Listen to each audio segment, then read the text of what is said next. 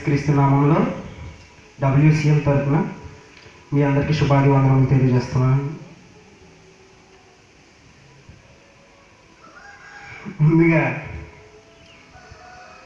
నేను ఇక్కడ చెప్పడానికి కూడా చాలా భయం వేసింది. ఫస్ట్ అయితే నేను ఇక్కడ నిల్చోవడానికి చెప్పడానికి కారణం బ్రదర్ అబ్రహం గారు. నెక్స్ట్ మా సంఘం ఆ సపోర్ట్ వల్ల ఇప్పుడు ఇక్కడ చెప్పగలుగుతున్నాం మేము.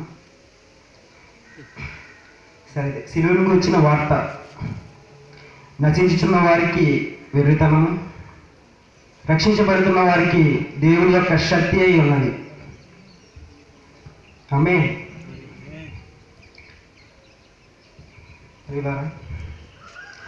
ఈరోజు మనం ఇక్కడ కూడుకోవడానికి కారణం సిలువలో చెప్పిన యేసుప్రభు గారు చెప్పిన లాస్ట్ 7 మాటలు ఒకసారి జ్ఞానించుకున్నాం. దాంట్లో ఉన్న 7 మాటల్లో ఉన్న ఒక సత్యాన్ని తెలుసుకున్నాం. ఈరోజు దేవుడు ఏర్పరిచినటువంటి ఈ సమయాన్ని సద్వినియోగం చేసుకున్నాం. ముందుగా సిలువ అనగానే శిక్ష, అది ఘోరమైన శిక్ష అండి. శిక్షల్లో కల్లా మనకి ఉరి శిక్ష ఉంది, ఇంకా చాలా ఘోరమైన శిక్షలు ఉన్నాయి.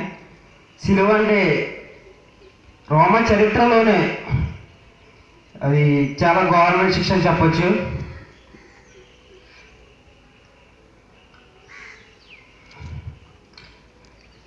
చూసుకుంటే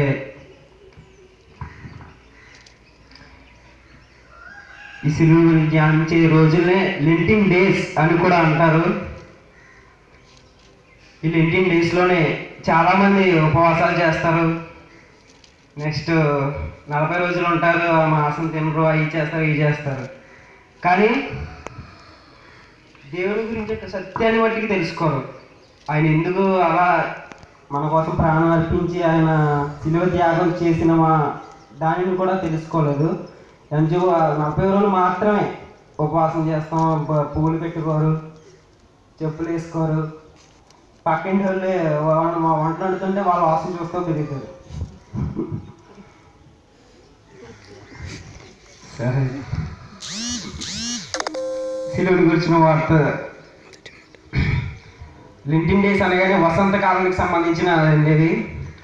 పాత ఆకులన్నీ రాలిపోయి కొత్త ఆకులు చిగురించే సమయం అది. అలాగే మనలో ఉన్న పాత స్వభావాన్ని అంతా వదులుకొని కొత్త చిగులుగా మనం పుట్టాలని చెప్పి యేసు యొక్క ఉద్దేశం.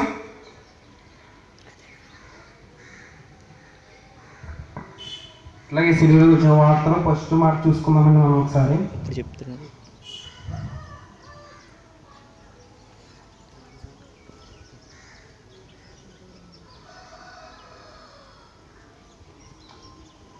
మనిషి జీవితంలో ప్రారంభ మాటల కంటే లాస్ట్ మాటలే చాలా ఇంపార్టెంట్ అండి.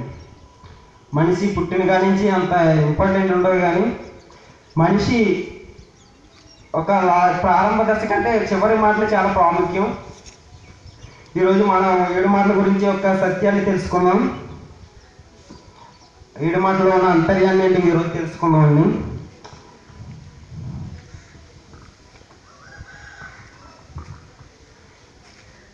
లూకా సువార్త 23వ అధ్యాయం 34వ వచనం ఒకసారి చదవన్నా సురేష్ గారు. యేసు, తండ్రి మీరేమి చేయించున్నారో మీరు ఎరుగరు కనుక వీరిని క్షమించమని చెప్పాను. చాలు, యేసు చెప్తున్నారండి. తన ప్రజలే తను శిక్షించారు, అయినా కానీ వారికి క్షమించమని కోరుతున్నాడు తండ్రి. యేసు చెప్తున్నారండి, తండ్రి వీరేమి చేస్తున్నారో కనుక వీరికి తెలియదు, ఎరుగరు కనుక వీరిని క్షమించుడు.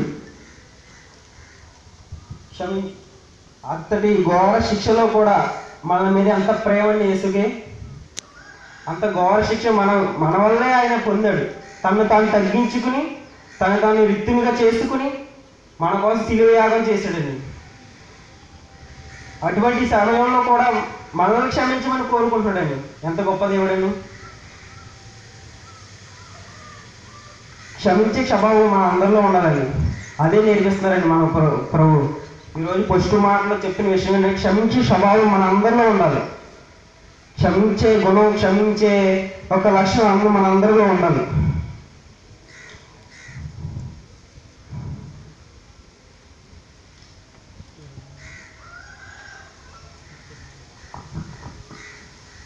మనం ఎదుటివారు తప్పు చేస్తేనే క్షమించలేని స్వభావం ఉన్నాం. క్షమించాలని తప్పును కూడా క్షమించలేని స్థితిలో ఉన్నాం మనం.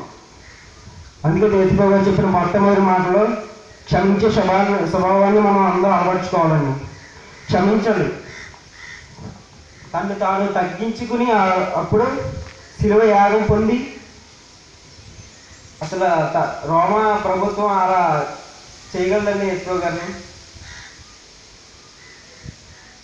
కానీ యేసుప్రభువు గారు తను తాను అప్పచెప్పి తను తగ్గించుకుని తన ఒక శిలువ మరణాన్ని మన కోసం, మన రక్షణ కోసం, మనలో క్షమించే స్వభావం రావాలని, మనలో అందరిలో క్షమించే గుణగణాలు ఉండాలని చెప్పి ఒకసారి చిన్న వాక్యం చేసుకున్నామని. మత్తయి సువార్త 9వ అధ్యాయం 10వ వచనం ఒకసారి 13 చదవండి ఒకసారి. అయితే నేను పాపులను పిలవచ్చుని కానీ నీతిమంతులను పిలువ రాలేదు, కనుక కనికరంనే కోరుతున్నాను కానీ బలిని కోరమని వాక్య భావం ఏమిటో మీరు విని నేర్చుకోండి అని చెప్పాను.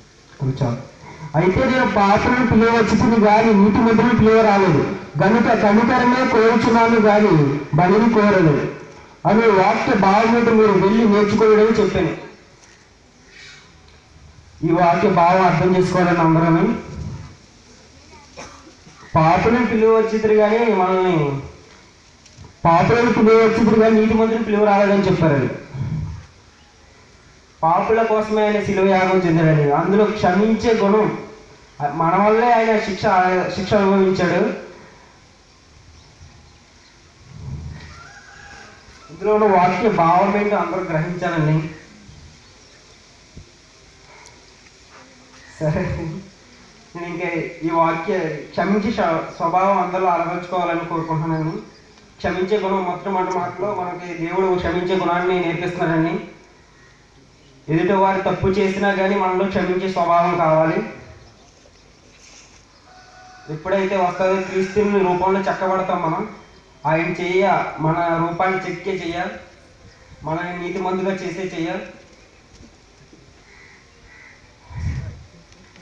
నువ్వు నేను కూడా రక్షించబడాలనే కోరిక అయింది.